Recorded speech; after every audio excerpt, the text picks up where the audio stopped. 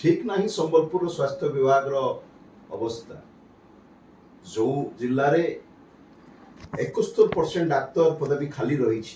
केवल 29% डाक्तर को लेकर चलती स्वास्थ्य विभाग संबलपुर जिले में गोटे district headquarter hospital 2टी sub divisional hospital Kuchinda और रेढ़ाखोल 11टी सीएससी 29टी पीएससी रही जो रहा दरकार 495 डाक्तर वर्तमान अच्छा केवल 142 जन डाक्तर 353 जन डाक्तर पदवी खाली रही वर्तमान संबलपुर विभिन्न समस्या भितर स्वास्थ्य विभाग विषय में कहवाई चाहे इधर नूतन सरकार गठन है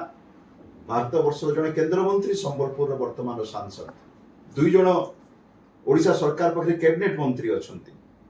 जड़े कुचिंदार विधायक रवि नायक संबलपुर बासिंदा सुरेश पुजारी महोदय जड़े संबलपुरिया भाव में मु भी अनुभव करी आश्वस्त अनुभव करी जे सरकार रे संबलपुर विकास सुनिश्चित एथिपाई जे जड़े केंद्र मंत्री 2 जन कैबिनेट मंत्री संबलपुर ए भितर एक समय बीती जाइए लंबा समय बीती जाइए प्राय 2 वर्ष होगाकू जाउछि अनेक महोत्सव होउछि अनेक उत्सव होउछि अनेक उद्घाटन होउछि किंतु मूल समस्या लोकंकर समस्या रही जाउछि मु अनुरोध करी दामोदर भाई को अनुरोध करी सुरेश पुजारी महोदय को अनुरोध करी बंधु रवि नायक को लोकों समस्या विषय चिंता करिवार दरकार अछि